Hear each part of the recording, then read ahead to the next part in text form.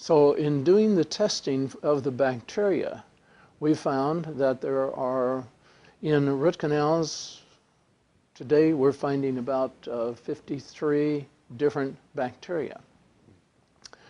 What do they do?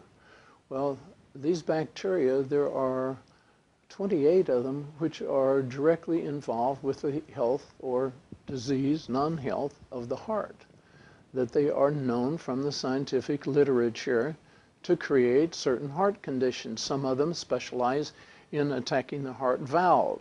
There are valves that open and close in the heart. Some of them have a predisposition to go there.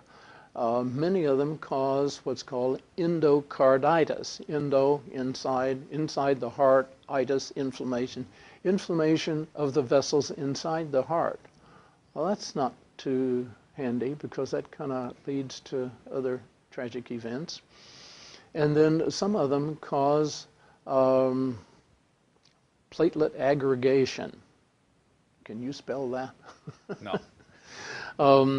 There are platelets that have to do with clotting factors in there, and they come together and they form little clots in there. Well, you get these little clots floating around in the brain and in the heart.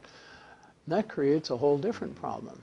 So all of these things are right out of the scientific literature. It's just that DNA becomes the messenger to tell you who's there and what it's doing.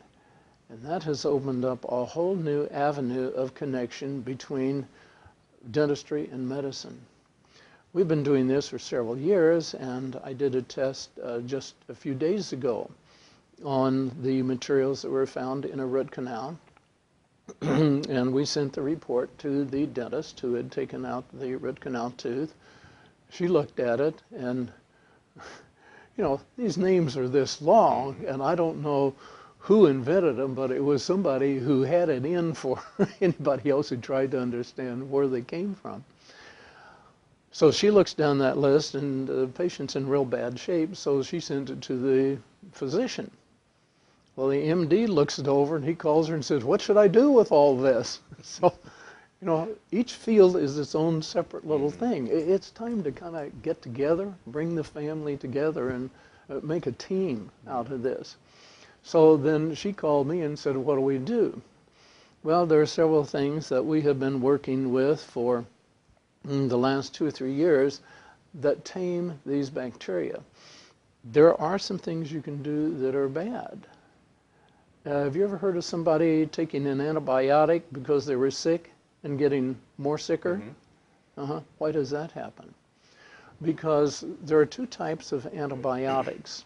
There's the bactericidal, like suicidal, homicidal, to kill, and there's the bacteriostatic.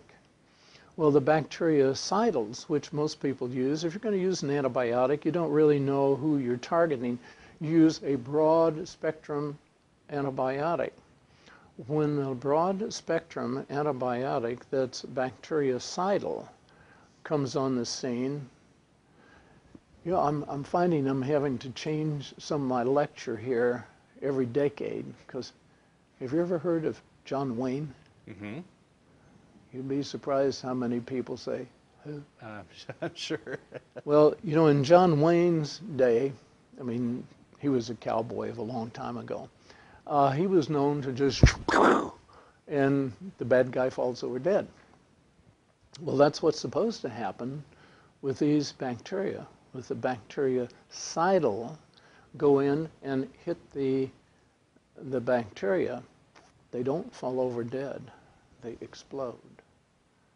And you've got lots of problems out there. Each one of these little things creates a reaction in the immune system. So the immune system has to go in and, man, instead of 1 bacteria, now I got 100 fragments I have to take care of.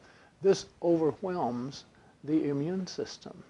So our conventional training in medical school, dental school, first 6 years of the same, goes right out the window if you're trying to help a patient. So we've tried to develop other technologies that are showing some promise. Give me a few more months and I can give you more than a promise. as to how to bring some of these, quote, incurables under control. Well, a lot of the incurables can come under control by getting rid of the source. Well, what's the source? Many of the sources are from mercury.